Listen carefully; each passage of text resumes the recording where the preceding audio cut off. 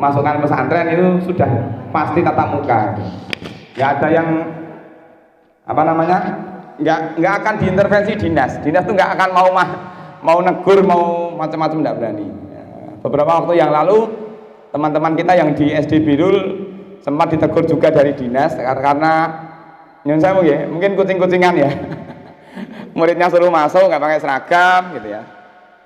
Baru saja sekitar 1 minggu yang lalu SD Iti Azharo ya, ditegur sama dinas. Kenapa? Kok berani masukkan siswanya? Nah kan cuma separuh. Ya separuh ya separuh. Nanti kalau ada klaster sekolah repot nanti. Wadah. Tapi kalau pesantren apa enten? Ustaz, ada teguran? Ada? Nggak ada kan? Nggak ada yang berani gitu. Ya, nggak ada yang berani. Makanya ini pendidikan pesantren yang masih bisa eksis ya, yang bisa eksis luar biasa. Saya yang mengampu di SMK juga pusing karena mata pelajaran praktek nggak bisa. Kalau daring terus-terusan gimana mau daringnya?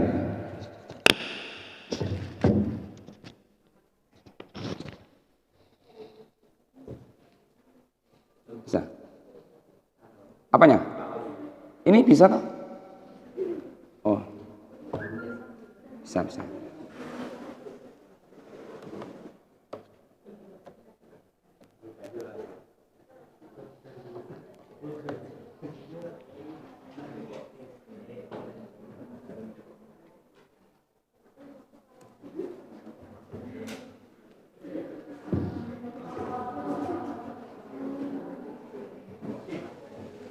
Fokusnya ya, apa namanya? Asatidzah sekalian, saya mengajak panjenengan untuk merenungkan kisahnya keluarga Ismail ya. Ini saya ambil dari kitab Hadzal Habib Ya Muhib karangan Syekh Abu Bakar Jabil Al-Jazairi. Jadi Syekh Abu Bakar Jabil Al-Jazairi itu mengarang sebuah buku sirah yang bagus menurut saya ya, karena buku sirah beliau itu dijelaskan, kemudian dari cerita yang beliau ungkapkan itu iktibar, ada pelajaran yang bisa kita ambil dari kisah ini, seperti itu ya. Nanti kalau Bapak Ibu, maaf ya, Ustaz kulino dan sekolah dari Bapak Ibu ya. Oh enggak apa ya. Oh Mas. Kalau apa namanya di SD Aisyah itu Bapak Ibu, nggak mau dipanggil Ustaz Ustazah, jadi Bapak Ibu. Kalau di Azharo itu Ustaz Ustazah. Di sini Ustazah apa Bapak Ibu? Oh bebas. Oh Mas dan Mbak. Kalau Mas dan Mbak itu lebih kelihatan muda. Baik, teman-teman saja kalau begitu. Bingung. Kalau kisah-kisah di masa lalu itu yang sering diangkat di kalangan para nabi, itu yang biasanya diangkat itu kisah Nabi Ibrahim ya. Tapi kalau kisahnya Nabi Ismail ini kok jarang diangkat dan cukup menarik untuk kita kaji, kemudian kita ambil pelajaran, baik yang sudah menikah atau yang belum menikah. Ada yang belum menikah di sini? Oh banyak ya. Berarti yang belum menikah nanti bisa untuk ancang-ancang. Untuk nanti kalau saya begini, nanti begini gitu ya. Atau yang sudah menikah juga tidak apa-apa. Baik.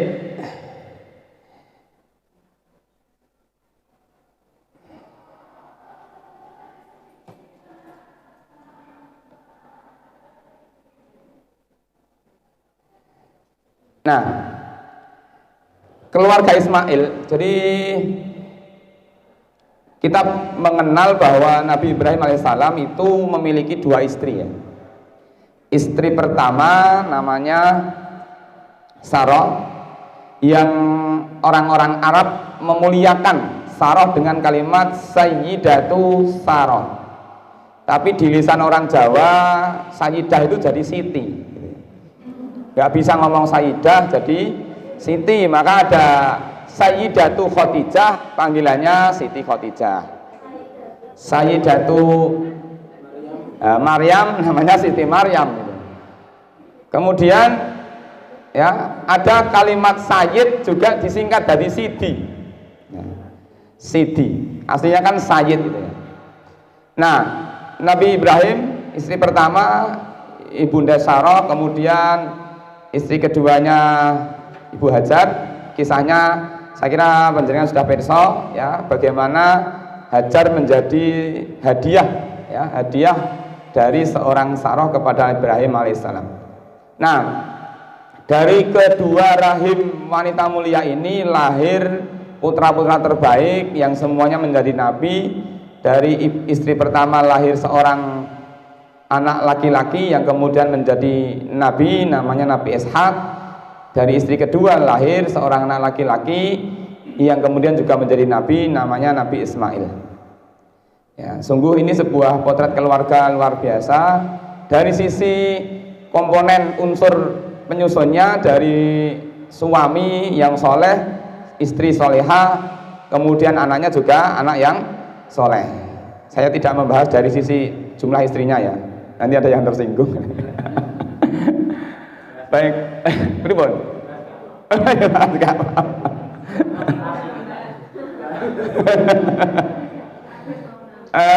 Begini.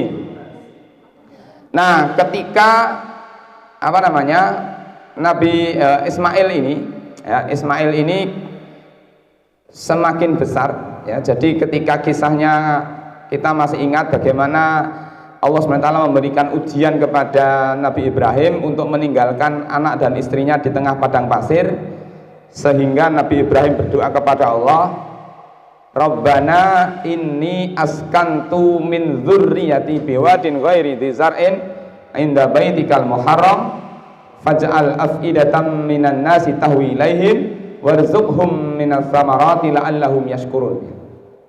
Ini doa yang dibaca oleh Nabi Ibrahim ketika meninggalkan anak dan istrinya di tengah padang pasir.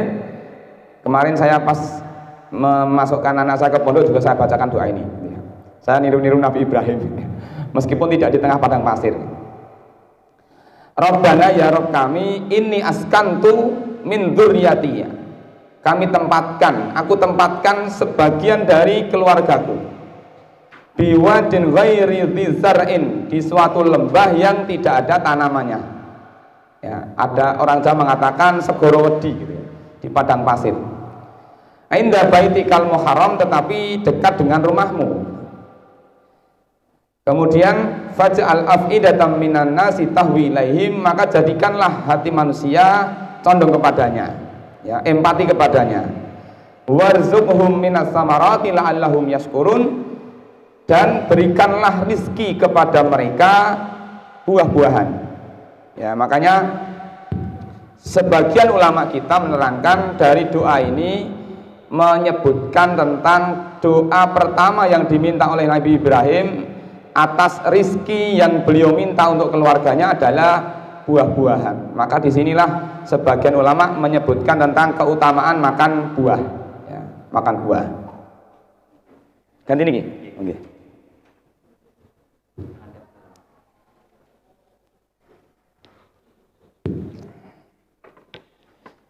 Baik, kemudian setelah itu ya, kemudian proses cerita begitu panjang, kita akhirnya mendapati bahwa disitulah asal muasalnya muncul air Zam-Zam, sumur Zam-Zam itu. Nah, ketika apa namanya sumur Zam-Zam ada, maka ada kisah menarik ya. Ada kisah menarik ketika orang-orang lewat di daerah di mana beliau berdua tinggal gitu. Ada sebuah suku ya, namanya suku Jurhum ya, dari Mesir. Itu lewat di situ, mereka ternyata ketika mereka sebelum lewat di situ mereka kehabisan bekal air. Maka mereka mengirim sebagian dari kalangan dari sebagian mereka untuk mencari tahu di mana sumber air itu. Maka mereka pun melihat ada burung yang terbang di atas langit.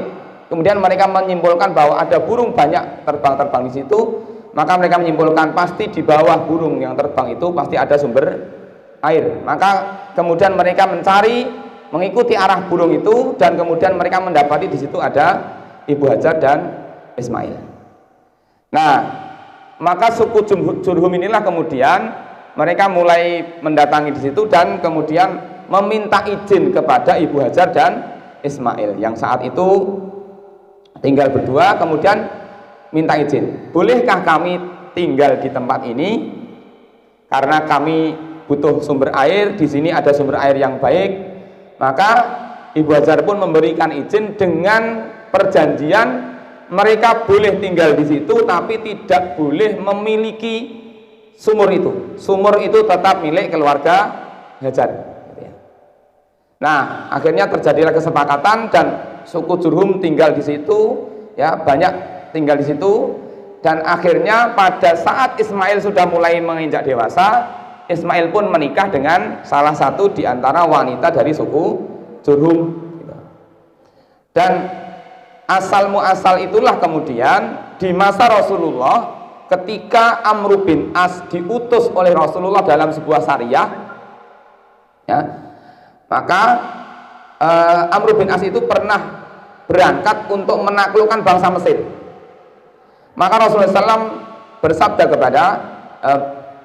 kepada Amr bin As, wahai Amr bin As, kamu akan menaklukkan bangsa Mesir tapi tidak boleh terjadi pertumpahan darah. Kenapa? Karena cikal bakal nenek moyangmu itu dari Mesir. Siapa? Istrinya Nabi Ismail dari suku Jurhum dari Mesir. Maka kisah yang sangat tenar yaitu ketika Amr bin As akan masuk ke bangsa Mesir saat itu, mereka membuat kemah di tengah perjalanan antara Madinah ke Mesir itu. Mereka tinggal di situ 3 hari, ya, bikin tenda-tenda. Kemudian ketika hari ketiga mereka mau berangkat ke Mesir, mereka pun kemudian mendapat perintah dari Amr bin As, wahai pasukanku, bongkar semua tenda-tenda kalian, tapi aku tidak akan membongkar tenda di mana aku tinggal. Maka para pasukannya bertanya, kenapa engkau tidak membongkar tenda itu? Maka Amr bin As pun mengatakan, aku tidak membongkar ini karena apa?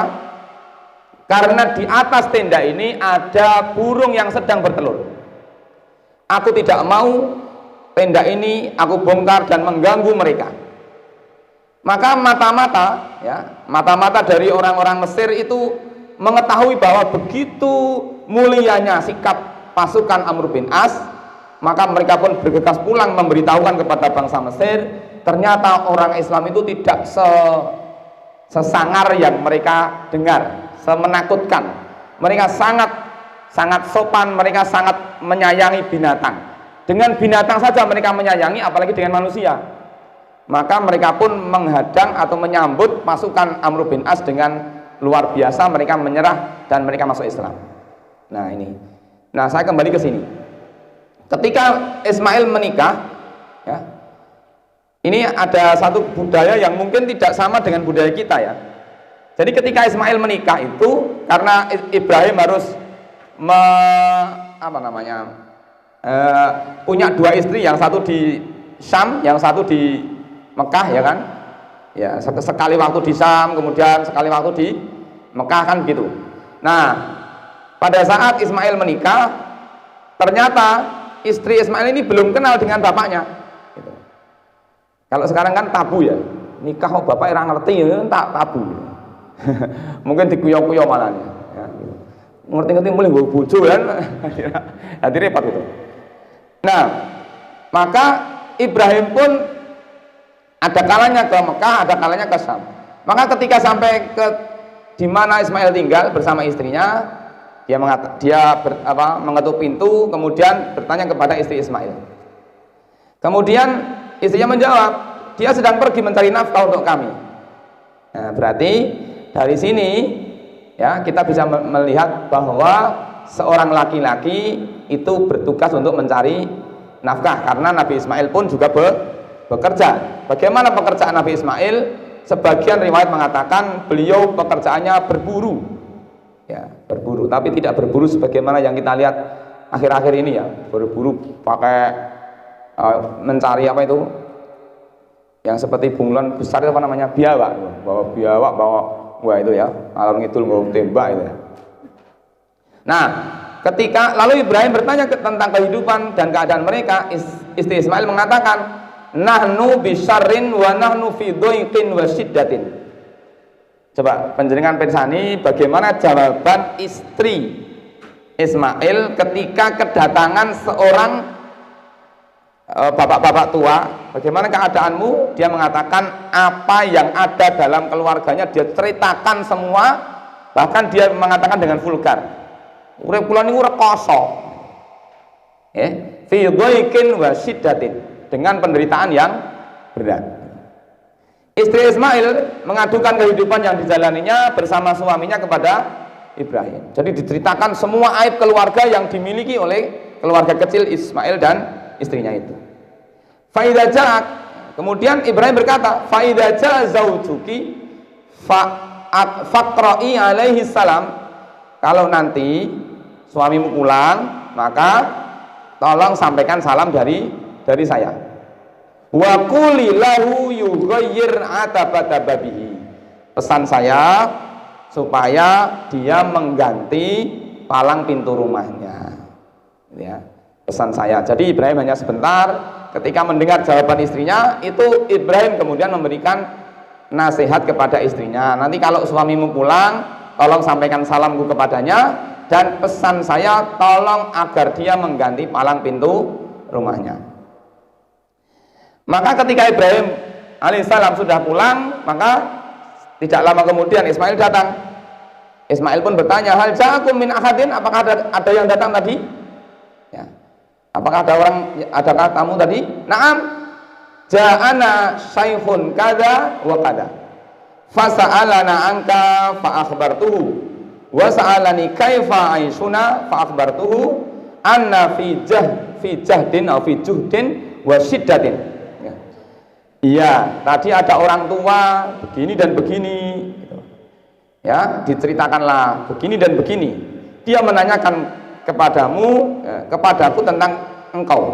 Lalu aku terangkan, aku ceritakan. Dia bertanya kepadaku tentang keadaan kehidupan kita, maka aku terangkan bahwa aku hidup dalam kepayahan dan penderitaan. Dia ceritakan semua penderitaan keluarganya kepada tamu tadi. Kemudian Ismail mengatakan, fahal ausaki bisyai'in, apakah dia meninggalkan pesan sesuatu atau memberikan wasiat kepadamu? Iya, na'am, amaroni an aqra'a alaika salam. Dia memerintahkan aku agar aku menyampaikan salam darinya kepadamu, dan dia berpesan agar kamu mengganti palang pintu rumahmu. Maka Ismail mengatakan, zaki abi, itu tadi bapakku. Nah, berarti kan istrinya Ismail tidak tahu kalau itu morotuane orang ngerti, ya. Kan ya lucu kalau hari ini mungkin ya, masuk morotuane orang ngerti, kan lewat HP juga bisa, video call juga bisa, kan gitu. Kemudian waqat amaroni an ufariqoki, dia perintahkan kepadamu untuk menceraikan kamu, ilhaqi bi ahli, kembalilah kamu ke keluargamu. Berarti palang pintu rumah yang suruh ganti tadi maksudnya adalah istrinya, bukan terus kemudian Ismail pulang di palang pintu ganti ini sing anyar, mboten, kan gitu, suruh ganti. Kenapa? Ya tadi akhlaknya tadi. Nah, berarti episode pertama selesai. Istri pertama Ismail diceraikan oleh Ismail atas perintah bapaknya. Bagaimana tindakan selanjutnya? Ternyata Ismail tidak berhenti. Dia kemudian mencari istri lagi, kan itu. Nah, ini episode keduanya. Episode keduanya Ismail menikah lagi. Ismail menikah lagi dengan suku Jurhum yang ada di sekitar itu, karena tinggalnya di sekitar itu. Nah, kemudian kisahnya berulang. Ketika Ismail sedang berburu mencari nafkah, Ibrahim datang lagi menjenguk anaknya. Bagaimana ketika dia menjenguk menjenguk anaknya, ternyata Ismail tidak ada di rumah, tidak ketemu lagi, ketemu dengan istri yang kedua. Bagaimana jawaban istri kedua? Bagaimana jawabannya? Jawabannya berbeda jauh dengan jawaban istri pertama. Nahnu bi khairin wa sa'atin, kami selalu dalam keadaan baik-baik saja. Alhamdulillah Bapak menika sae, Mas Ismail nggih sae. Wah, pokoknya kebaikan-kebaikan yang disampaikan oleh istri kepada tamu tadi gitu ya. Nah, ma ta'amukum, apa yang kalian makan? Ya, karena jawabannya baik kan, kemudian akhirnya pertanyaannya kan beda dengan pertanyaan yang pertama tadi kan. Apa yang kalian makan kok sampai bahagia banget itu? Allahmu daging. Mulo makanannya daging lo seneng kan itu. Nggak seperti kita ini mau makan daging aja nunggu bodoh kan itu. Sebenarnya filosofi yang tidak perlu dicontoh ya, karena Imam Ibnul Qayyim dalam Tibun Nabawi itu mengatakan daging itu bukan makanan orang kaya, tapi makanan orang sehat. Kenapa? Karena untuk sehat, beliau mengatakan minimal dalam satu pekan itu seorang muslim harus makan daging sekali. Alhamdulillah. Maka monggo diagendakan seminggu sekali panjenengan. ini Pak kepalanya biar tahu nih.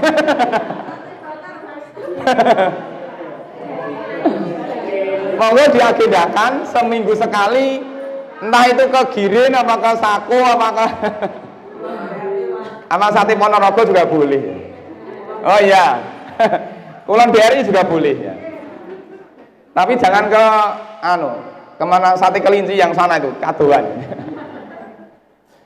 Nah, jadi daging itu bukan milik orang kaya, tapi makanan orang sehat. Ibrahim bertanya lagi, "Mama syarabukum?" Apa minuman kalian? Alma, air, dalam riwayat yang lain laban, susu. Ya. Pantes saja bahagia wong makannya daging sama susu, yang gitu. Maka karena Ibrahim tahu bahwa makanannya itu daging sama susu, maka dia mengatakan, Allahumma barik lahum fil lahmi wal ma. Ya Allah, berkahilah makanan keduanya pada makanan daging dan.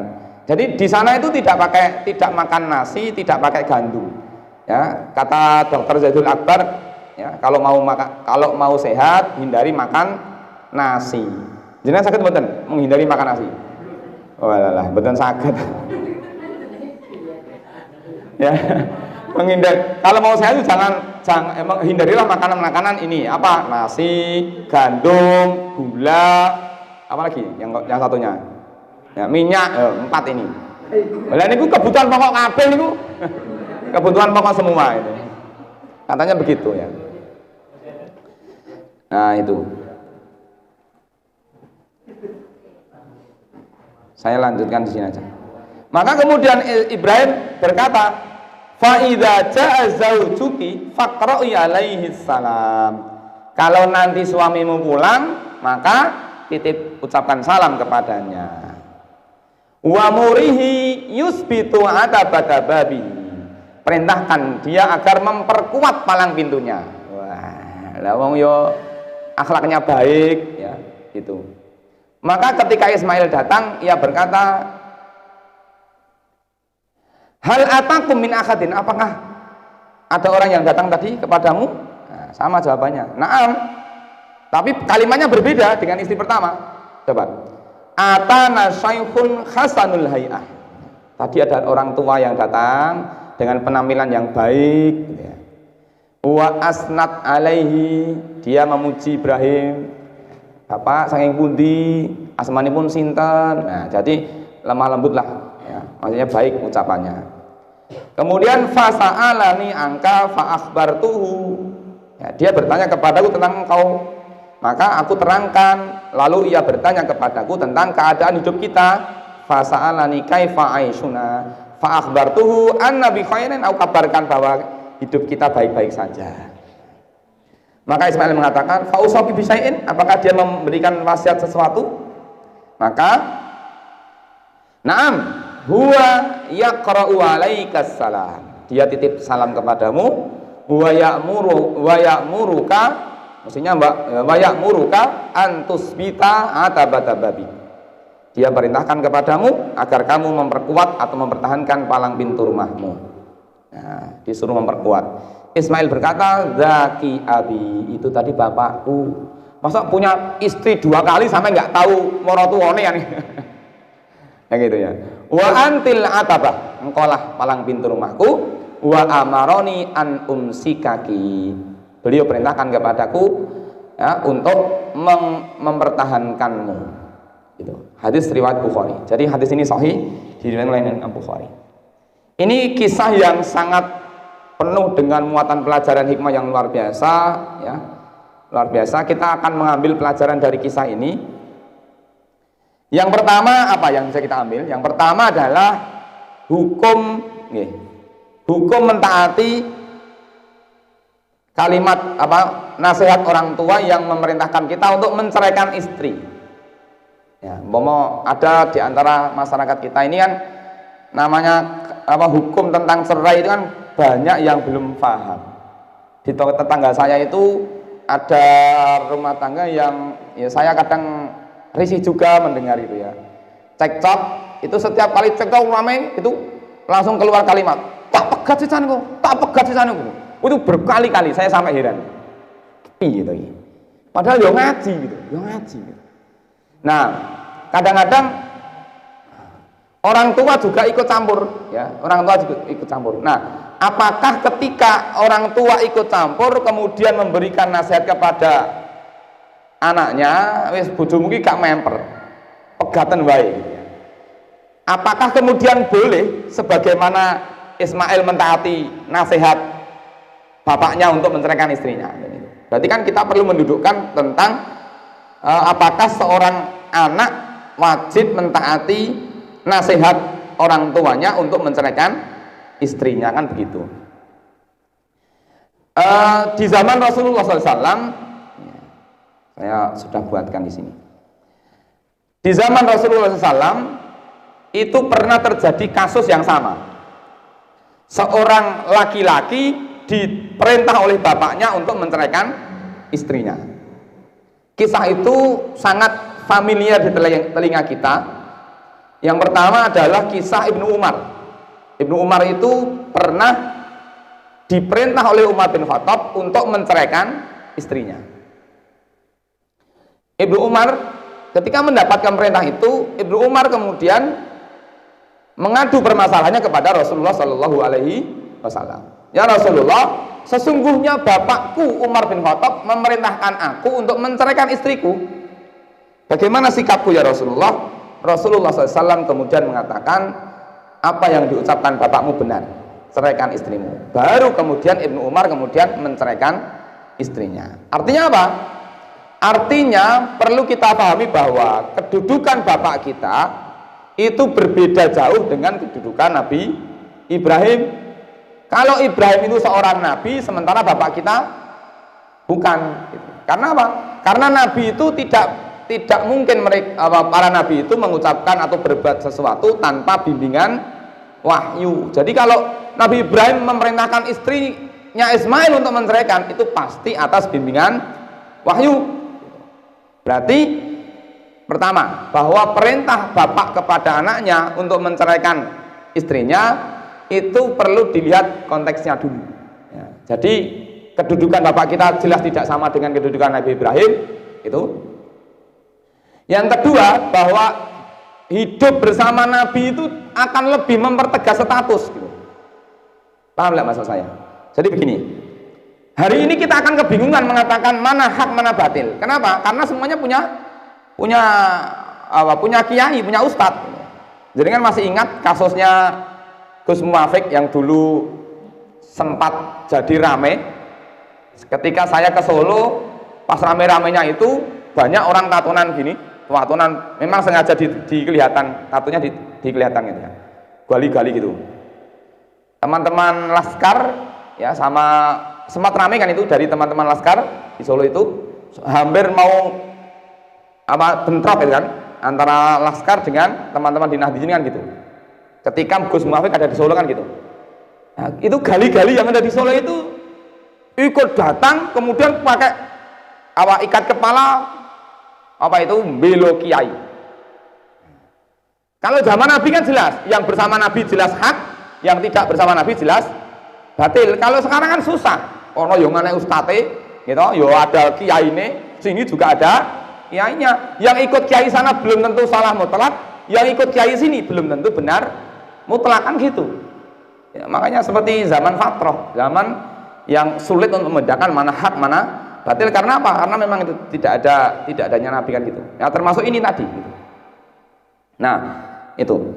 Nah, jadi jawabannya bahwa apa namanya? Kedudukan bapak kita itu sangat dipengaruhi oleh faktor subjektivitas.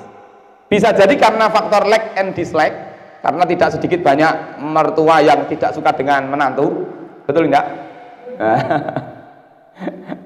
Ya, beberapa kasus sampai di beberapa kisah-kisah tentang keluarga yang mungkin tidak harmonis dengan mertua itu banyak karena faktor like and dislike gitu. Nih. Ada seorang yang bertanya kepada Imam Ahmad, apakah boleh menceraikan istri karena kedua orang tua menyuruh untuk menceraikannya? Dikatakan oleh Imam Ahmad, jangan kamu talak. Orang tersebut bertanya lagi, tetapi bukankah Umar pernah menyuruh sang anak menceraikan istrinya? Kata Imam Ahmad, boleh kamu taati orang tua jika bapakmu sama dengan Umar, karena Umar memutuskan sesuatu tidak dengan hawa nafsu. Nah, gitu. Nah, jadi kedudukannya jelas beda, maka perlu dikaji bagaimana solusinya. Bahwa cerai itu bagian dari solusi rumah tangga. Ada tidak sedikit kisah orang mendapatkan sakinah mawaddah warahmah setelah dia bercerai. Nah, bareng pegatan untuk bojo anyar ki, masya Allah bahagia gitu. Ya, ayo dulu dengan istri pertama itu bendino kok rame terus, gitu ya. Bentik terus kan susah. Oh ternyata solusinya cerai. Seperti itu. Saya tidak ngojok-ngojoki, tidak, tetapi itu bagian dari solusi rumah tangga gitu ya. Yang jangan sampai ada yang salah paham nanti ya. Ini tadi kisahnya sudah saya sampaikan. Yang kedua, tidak semua masalah rumah diberitahu orang luar sampai kepada mertua. Jadi kemampuan kita untuk menutup aib rumah tangga kita ini bagian dari ciri istri dan suami yang soleh. Ya, jangan sampai sekecil apapun aib rumah tangga itu keluar dari rumah kita, sekecil apapun. Ya. Mungkin sampai suaminya tidurnya ngorok itu nggak usah diceritakan. Nah, niku nek bengi judek nih Pak, lihat apa? Walalah, lo mboten iso turu, mboten usah diceritake. Ya, itu bagian dari tidak boleh. Sampai ketika ada istri, ada suami cerai, ketika sudah cerai, mantan suami dan mantan istri itu tidak boleh menceritakan aib mantan istrinya dan aib mantan suaminya, tidak boleh, haram hukumnya itu. Ya, itu masuk dalam kategori man satara musliman itu. Barang siapa yang menutup aib saudaranya, tidak boleh. Yang dibolehkan adalah menceritakan kebaikan masing-masing pasangan. Alhamdulillah, kalau ndek men dadi bojone Mas Niko, wah kalau malah dijak piknik terus ora tau nang omah. Nah, misale wenten nggur nonton nang Facebook iki destinasi anyar iki. Ayo Mas, ayo Dik, budal bareng niki. Nah, itu ceritakan. Nah, wah, nggih kula nggih kok entuk bojo niku ndek ben anu kok. Ya meskipun rada boros tapi seneng. Wah, misalnya gitu. Jadi ceritakan yang baik-baik. Jadi tidak boleh ceritakan yang buruk-buruk meskipun sudah. Tapi yang begitu-gitu itu kula malah dipaidu. Lah napa enten rek? Napa enten to Mas enten niku. Asline piye? Mau pegatan ya pegatan kok. Mau dadak ngapik-ngapik. Ora ning critane ya dipaidu iki. Terus kula dadi jawab, sing maidu mesti kulino pegatan ya. Terus meneng. Ngoten niku. Nah, yang ketiga diperintahkan untuk qanaah, dan istri yang jelek adalah yang tidak qanaah. Jadi apa yang Allah berikan kepada kita itu bagian dari sesuatu yang kita syukuri, termasuk rizki yang diberikan oleh Allah Ta'ala melalui rumah tangga itu ya. Makanya istri pertama tidak bersyukur, tidak qanaah ya. Namanya Amarah bin Sa'ad bin Usamah, ini istri pertama Ismail ya. Itu tidak sebuah potret istri yang tidak solihah. Pertama apa? Satu, dia mengumbar aib keluarga ya, menceritakan semua keburukan-keburukan keluarga kepada orang lain, meskipun dalam konteks ini adalah kepada bapak mertua ya. Tahu saya pripun, saya alhamdulillah Mas. Yang pertama. Yang kedua, dia tidak bersyukur kepada suami gitu. tidak bersyukur kepada suaminya. Nah, ia menyatakan bahwa ia dan Ismail dalam keadaan penuh kekurangan. Kemudian istri kedua, ya, ini istri yang salihah. Ya. Kenapa? Karena dia satu mengucapkan kalimat yang baik ketika ada tamu.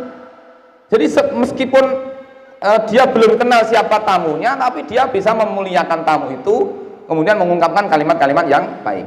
Kemudian menceritakan sesuatu yang baik dari keluarganya. Dia bersyukur atas rizki yang diterima oleh dari suaminya ini.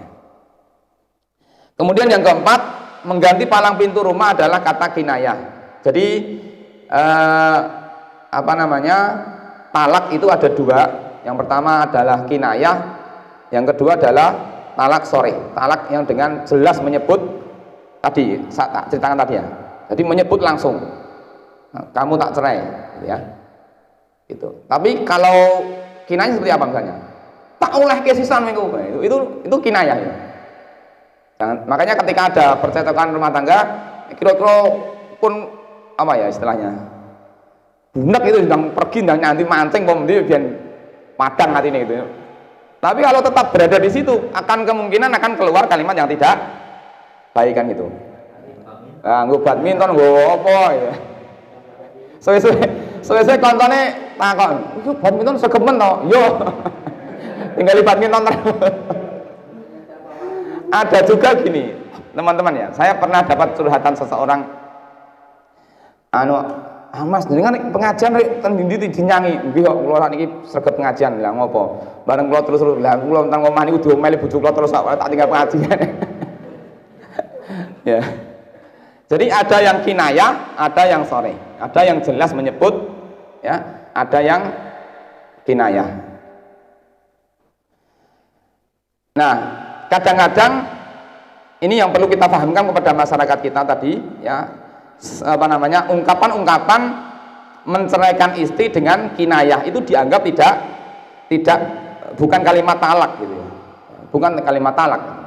Padahal itu berbahaya sekali. Yang kelima, istri pertama mensifati Nabi Ibrahim dengan sebutan laki-laki tua, tanda merendahkan. Tadi ya sudah ya. Sedangkan istri kedua menyebut Nabi Ibrahim dengan laki-laki tua yang berperawakan dan berwajah bagus. Yang keenam, keutamaan air, daging, dan susu.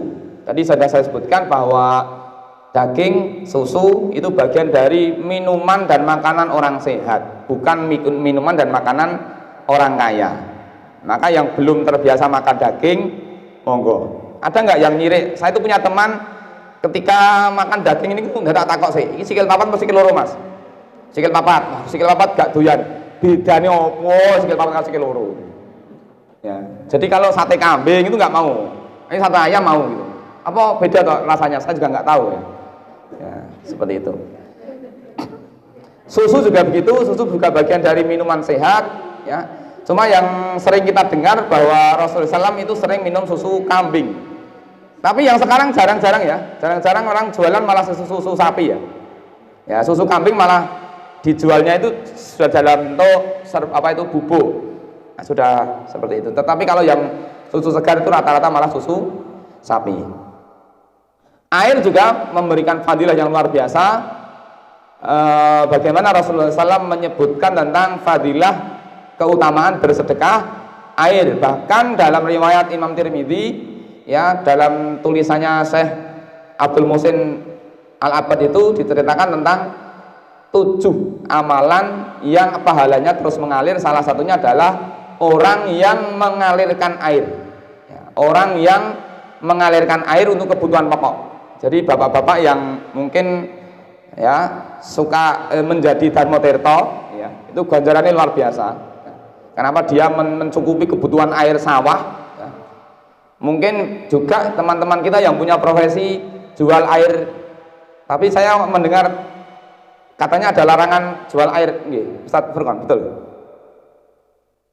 Saya kemarin di Pulpo itu ditanya, apakah ada larangan menjual air? Ada riwayatnya, saya malah belum baca.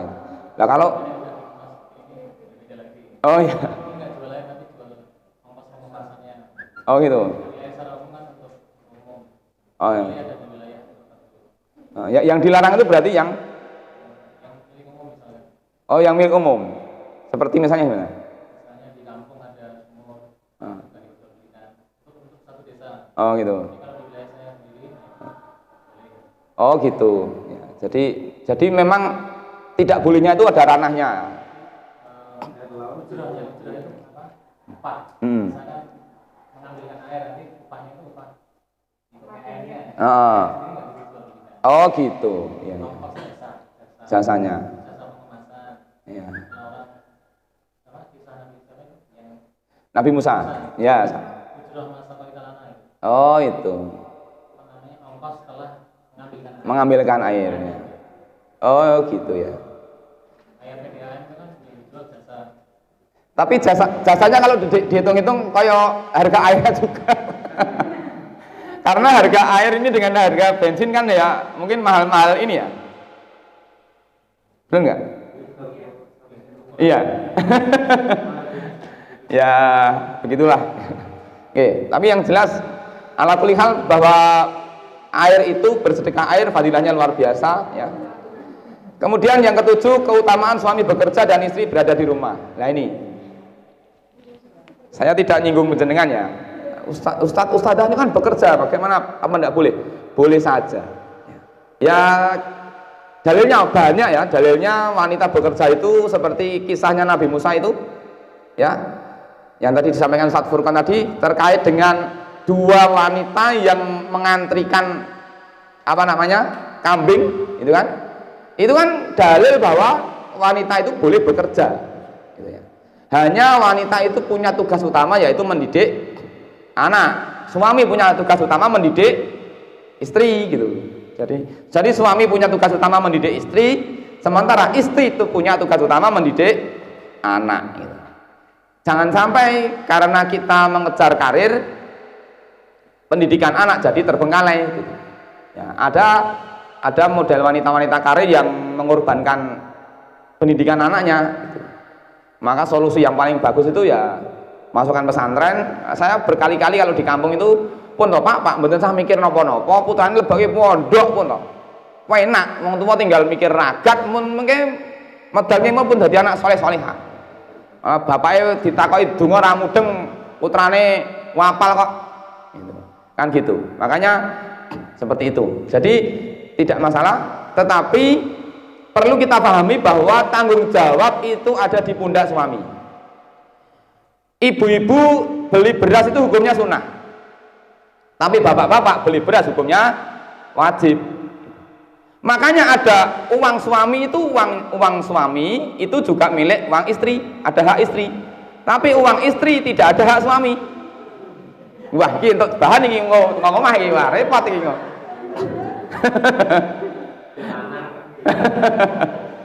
Jadi kalau apa namanya seorang suami dia tidak memberi nafkah kepada istri itu secara fikih itu dolim. Dia punya kewajiban kok, kewajiban menafkahi istri. Nah istri itu hanya sunnah. Nggih pun mas kira-kira nek jenengan ora anu tak ewangi, tak ewangi. Aku kan gur ngewangi. Gitu. Duitnya dhewe gitu. Makanya misalnya mau beli apa gitu, kalau memang itu hanya istri ya dikasihkan kepada istri. Sampai suatu ketika ada seorang laki-laki di masa Rasulullah datang kepada Rasulullah, ya Rasulullah, wahai Rasulullah, ya sesungguhnya suami saya itu rojulun sahih, gitu ya. Suami saya itu suami yang cetil, gitu. Jadi bukan hanya bakhil tapi cetil. Jadi cetil banget gitu ya. Sudah berbulan-bulan saya tidak dikasih nafkah gitu. Bolehkah saya mengambil harta suami ya tanpa sepengetahuannya? Pirang-pirang sasi mboten dinafkahi yuk. Ini kan guru Arab tuku nempur beras ora iso kok. Pripun nih? Boleh apa tidak? Rasulullah mengatakan boleh. Silakan. Tapi hanya sesuai dengan kebutuhanmu untuk mencukupi kebutuhanmu dan anak. Jadi umpama suaminya itu memang yo cetil banget itu ya. Wah, disambati dompet yo digowo ae. Gitu. Iki tindakan terus alasane goleki ning nggon kantong-kantong ya ora ana duit blas. Wentene jas ya wis jas iki gawa ning pasar. Jas model ngeten iki payu pinten, Mas? Jadi didol, Mbak. Ah, pun mboten enten nggih nempur beras kok. Nah, enggak apa-apa. Lho memang itu tanggung jawab suami gitu. Enggak apa-apa. Kula mboten ngajak-ngajak jenengan dodol jas lho ya. Ngoten nang omah jase bapake didol lho aku sing diprotes kowe. Ini pengajian pisan wae kok malah ngojo-ngojoi adol jas kan itu. Nah, artinya dalam kondisi itu tanggung jawab. Nanti yang di akhirat yang akan diminta tanggung jawabnya adalah suami. Nah, maka ya tentu bukan kemudian ana niku kemudian istri itu semena-mena. Iki tanggung jawab jenengan to, Pak. Yo saiki ndang jenengan ya ora ngono gitu. Ya istri yang salehah kan ora teganan itu ya. Gak teganan gak lah mosok yo tak berkenan jenengan kabeh. Saya punya hasil, mari bersama-sama kan begitu. Tapi secara fikih seperti itu. Kemudian yang ke-9, perintah orang tua selama tidak dalam maksiat tetap ditaati kecuali menimbang maslahat. Jadi kalau perintahnya itu baik, tidak melanggar syariat, maka pertimbangannya adalah maslahat.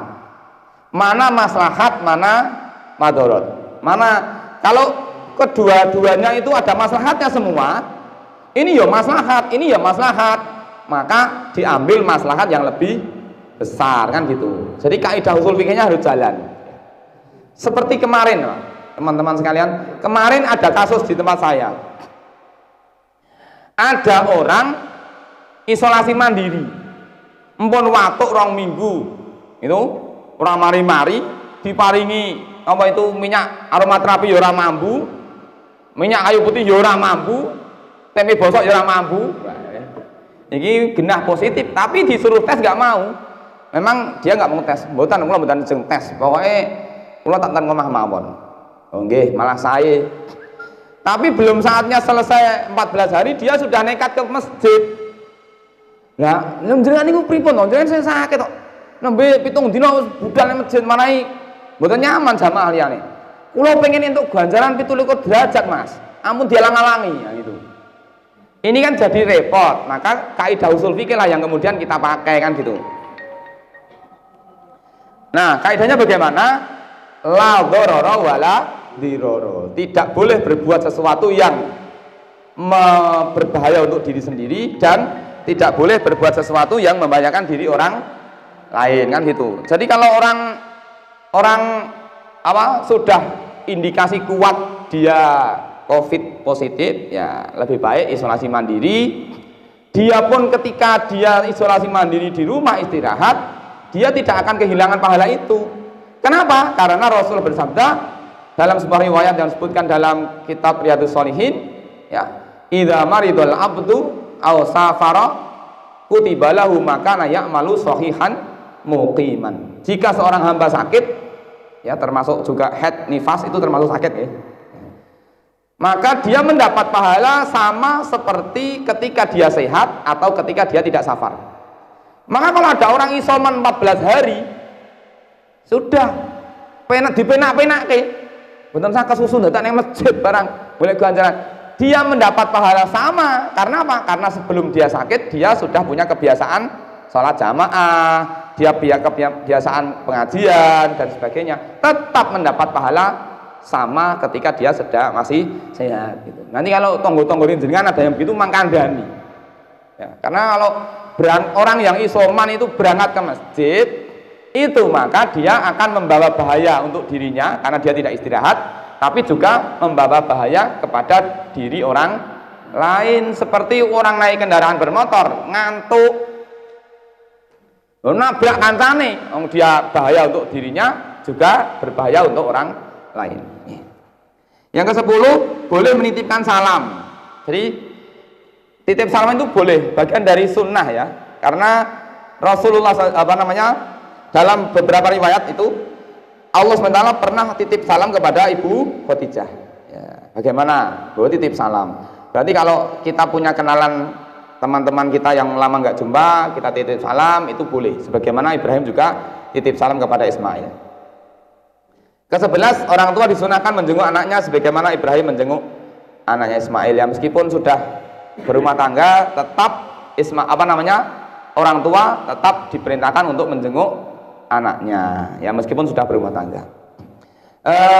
Asatidzah yang senantiasa dirahmati Allah Taala, barangkali ini ya sudah jelang zuhur, ya ada 11 hikmah yang bisa kita ambil dari kisah keluarga Ismail. Semoga kita bisa mendapatkan pelajaran berharga dari kisah ini, dan barangkali ada yang ingin panjenengan sampaikan, barangkali mungkin mau klarifikasi ya, atau bertanya. Nanti kalau saya tidak bisa jawab, di sini ada Ustadz Furqan bisa bantu jawab pertanyaan ya, monggo dipersilahkan. Ada apa enggak ini? Enggak ada? Enggak ada? Oh ada nih.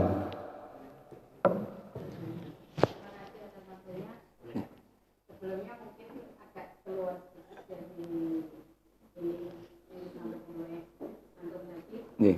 Yang saya tanyakan ketika seorang suami istri yang sudah tidak cocok kemudian melakukan cerai gitu ya, sementara dia punya anak. Pertanyaan saya, anak itu tetap menjadi tanggung jawab dari suaminya untuk nafkahnya itu sampai kapan? Sampai kapan, dan istrinya itu juga apa masih menjadi tanggung jawab suami dalam nafkah? Nggih. Nggih. Begini ya. Jadi kewajiban suami menafkahi istri itu kan karena ada ikatan pernikahan. Jadi kalau ikatan pernikahannya sudah terputus, berarti sudah tidak punya kewajiban untuk memberikan nafkah, kan gitu pertama. Nah, kemudian untuk anak itu kan karena itu juga ya tanggung jawab dari suami. Itu sebenarnya tanggung jawab ruang tua kepada anak itu sebenarnya sudah selesai ketika anak itu balik. Nah, sebenarnya ya. Tetapi budaya kita tidak begitu. Budaya kita itu mun dinikahke, gitu, diijabke dinikahke, terus digeke omah. Loh. Penak to niku to? Penak. Geke omah saya dikirimi. Ini beras. Saya punya saudara di Semarang. Dolan menjenguk ibunya di kampung gitu ya. Iki jatahmu sasiki sak kresek. Lah penak lha niki pun nyambut damel jantan pun penak niku jadi kirimi beras gitu. Ya itu karena faktor mungkin pertimbangan adat biasaan ya.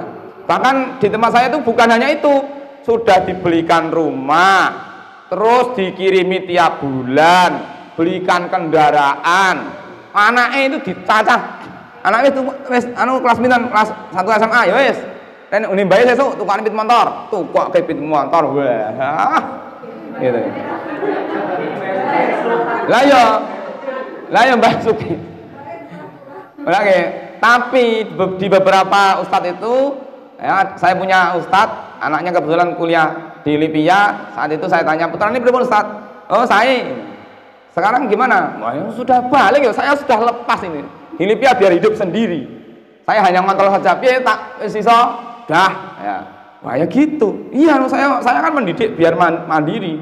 Enggak apa-apa, tergantung. Sebenarnya beliau mampu, tapi memang itu. Jadi memang secara hukum fikahnya kan hanya sebatas itu. Bahwa kemudian ketika sudah bercerai kemudian ada pembicaraan antara keluarga ini menjadi siapa menjadi tanggung jawab. Kalau itu kan sudah masuk di hukum positif ya. Untuk hukum positif biasanya dari pengadilan itu diputuskan ini menjadi tanggung jawab siapa itu. Tapi bapak sebagai bapak ya tetap mempunyai kewajiban sampai batas minimalnya adalah balik. Karena pola pendidikan kita ini tidak mengacu ke situ, sehingga baliknya anak-anak sekarang kan sudah SMP kelas 1 aja kadang sudah balik gitu loh. Oh, SD kelas 6 sudah balik kok kakean nonton Ikatan Cinta. Kula niku jane mboten tahu nonton sinetron, mboten tahu nonton, tapi anggotan sekolah niku ibu-ibu ceritane niku terus sih. Lah piye? Lah aku piye iki? Jadi ngertine ya gara-gara cerita mbok-mbok sekolah niku dadi angger ketemu Elsa piye Elsa lagi opo iki. Walah. Karena terlalu banyak nonton sinetron, akhirnya baliknya itu mestinya belum balik sudah balik dini gitu loh. Akhirnya kan bapaknya mau melepas dulu lah. Lagi SD kelas 6 kok wis tak colke to si sapa kan gitu. Akhirnya mboten tegel gitu. Kalau malah mboten tegel terus nganti omah-omah jadi suplai terus. Nah, nganti kula ini gojekan sama bude saya. Walah bude lemong pun gerangan jadi loloh mawon. Nah, ya piye ya. Kan gitu. Jadi ya itu bukan ukuran ya, kalau sekarang bukan ukuran karena kondisi masyarakat sudah berbeda. Seperti itu. Sampun? Nggih. Sampun nggih? Masih ada lagi? Kayak di radio aja. Apalagi? Nggih, asatidz sekalian, barangkali ini yang bisa saya haturkan di hadapan panjenengan. Mohon maaf ya, mungkin saya sedikit agak ada unsur-unsur gojekannya supaya tidak terlalu tegak. Saya mohon maaf apabila dalam penyampaian ada ya sesuatu yang kurang berkenan. Dari saya cukup sekian. Assalamualaikum warahmatullahi wabarakatuh.